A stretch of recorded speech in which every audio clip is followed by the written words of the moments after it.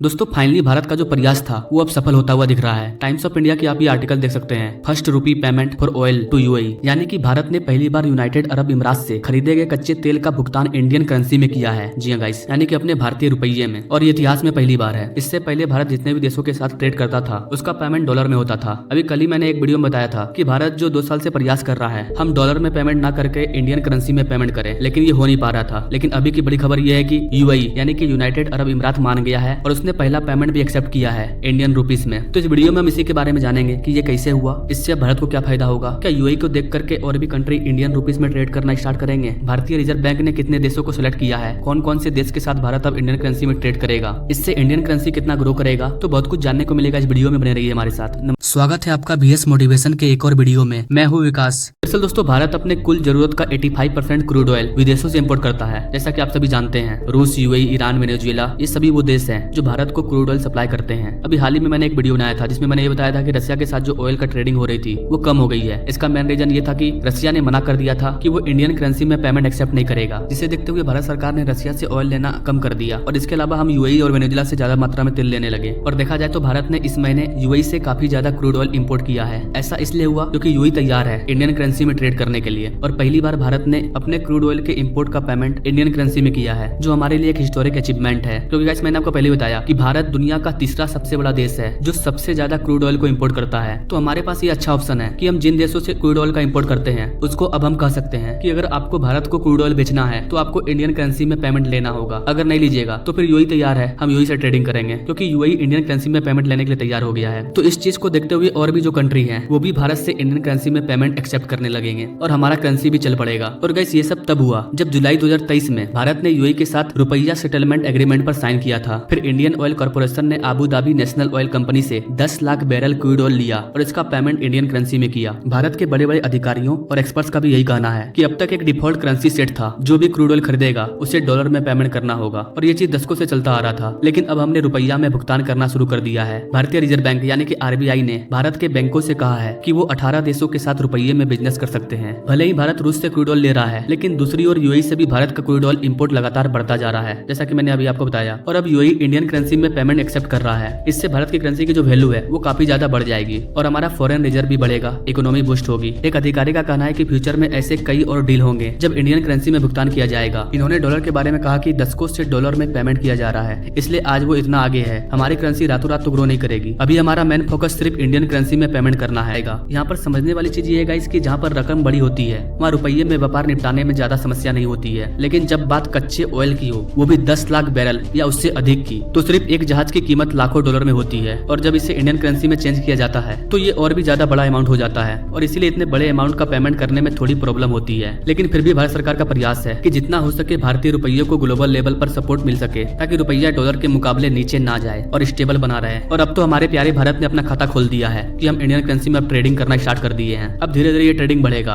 5-10 सालों में हमारी इंडियन करेंसी चल पड़ेगी। जो देश जितना ज्यादा ग्रो करेगा उसकी करेंसी उतना ज्यादा ग्रो करेगी। अभी भारत में $1 की कीमत 80 से 85 रुपये के बीच में है, लेकिन इसी $1 की कीमत पाकिस्तान में अगर आप चेक करें तो वो 270 से 285 रुपये के बीच में झूलता है। ऐसा इसलिए हो रहा है क्योंकि पाकिस्तान का जो ग्रो है वो लगातार नीचे जा रहा है, वहाँ गरीबी बढ़ती जा रही है, डेमोक्रेसी नहीं है, लेकिन भारत का ग्रो बढ़ता जा रहा है। तो हमारी करेंसी ठीक है, और अब तो इंडियन करेंसी में पेमेंट होना भी शुरू हो गया है, तो हमारी करेंसी में भी 4 चांद लग जाएंगे, इसमें कोई शक नहीं है। हाँ थोड़ा सा समय लगेगा नो डाउट, बट हम होंगे कामयाब। और जहाँ तक मुझे लगता है इस चीज को देखते हुए रसिया बोल पड़ेगा कि हम भी भारत के साथ इंडियन रुपीस में ट्रेडिंग करना चाहते हैं, क्योंकि रूस अपने ऑयल को किसी और देश को नहीं बेच सकता है सिवाय चाइना और भारत को, क्योंकि उस पर काफी हैवी सेंसेक्स लगे हैं। और अगर उसे भारत के साथ ट्रेडिंग करना है तो उसे इंडियन रुपये में पेमेंट लेना होगा। तो रूस के पास अब कोई ऑप्शन ही नहीं है। अगर रूस चाहता है कि भारत उसके ऑयल को ज्यादा इम्पोर्ट करे तो उसे इंडियन करेंसी में पेमेंट करना होगा, भले ही थोड़ा कम करे लेकिन करना तो होगा। और यही सब चीज की मीटिंग के लिए एस जयशंकर साहब रूस पहुंचे हैं। एस जयशंकर साहब रूस पहुंचे हैं, वहाँ पर क्या मीटिंग हुई है इस पर मैं अलग वीडियो लाऊंगा। फिलहाल ये रिपोर्ट काफी इंपॉर्टेंट था, इसलिए मैंने इस पर वीडियो लाया जल्दी से जल्दी। अगर इससे रिलेटेड कोई और बिग अपडेट आती है, अगर और भी कोई कंट्री इंडियन करेंसी में ट्रेडिंग करना स्टार्ट करता है तो उस पर मैं तुरंत वीडियो लाऊंगा। Now thank you for watching. मिलते हैं अगले वीडियो में एक नई जानकारी के साथ, तब तक के लिए जय हिंद।